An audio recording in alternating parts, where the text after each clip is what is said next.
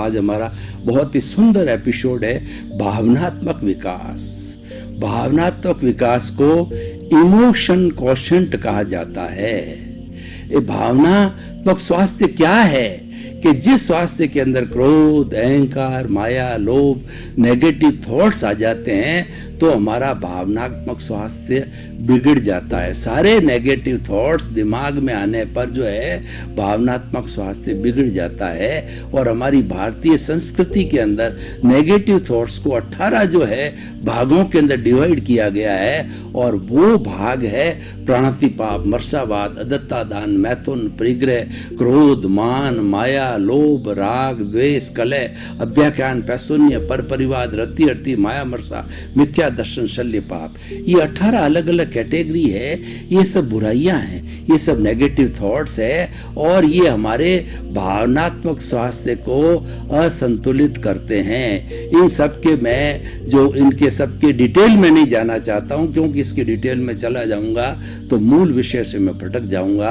तो जो भावनात्मक स्वास्थ्य होता है मूल रूप से क्रोध, अहंकार, माया और लोभ जो है ये 4 है वो कषाय कहलाते हैं। और इनको 2 भागों में डिवाइड करें तो वो राग द्वेष होते हैं। राग के अंदर होता है हमारा माया और लोभ और द्वेष के अंदर होता है क्रोध और अहंकार। व्यक्ति को अगर समराइज किया, इसको कैटेगराइज किया तो व्यक्ति जो है जीवन भर इस राग द्वेष के अंदर जो है खोया रहता है, किसी न किसी रूप में राग द्वेष करता रहता है। और जो लोग राग द्वेष नहीं करते हैं वो परफेक्ट तौर पे वो भावनात्मक स्वास्थ्य वाले व्यक्ति होते हैं। उनके इमोशंस कंट्रोल होते हैं, उनके नेगेटिव इमोशंस नहीं होते, उनके पॉजिटिव इमोशंस होते हैं। पॉजिटिव इमोशंस का रहना बहुत अच्छी बात है। पॉजिटिव इमोशन से हमारा प्रोग्रेस होता है। पॉजिटिव इमोशन का मतलब पॉजिटिव थिंकिंग। पॉजिटिव थिंकिंग क्या होता है कि जैसे आत्मविश्वास, ईमानदारी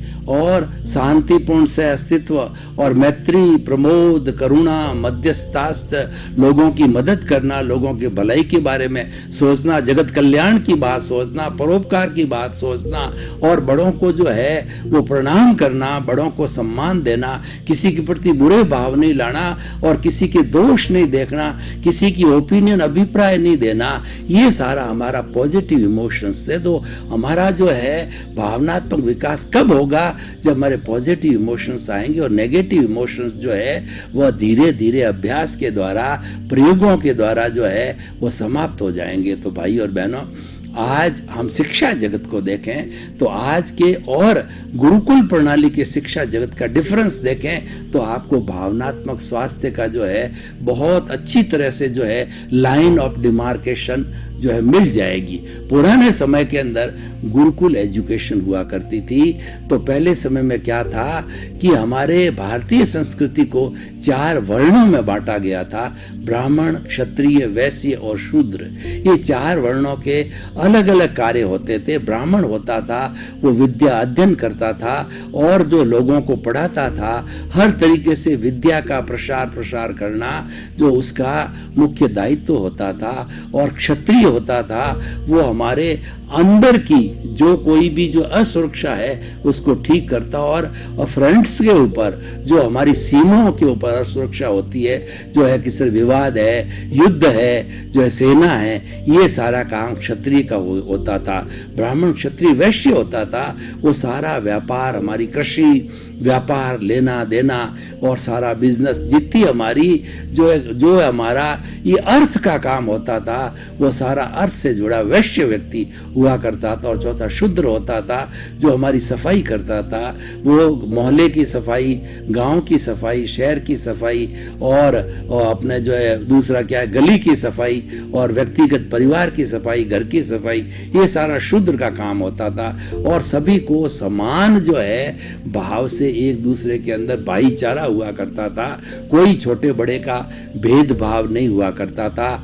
तो गुरुकुल जब 25 वर्ष की उम्र होती थी तो वो जो है जन्म से 25 वर्ष की ब्रह्मचर्य आश्रम कहलाता था, और 26 से 50 साल का हमारा गृहस्थ आश्रम कहलाता था, और 51 से जो 75 साल वानप्रस्थ आश्रम कहलाता था, और 76 से 100 वर्ष का जो है वो हमारा संन्यास आश्रम कहलाता था।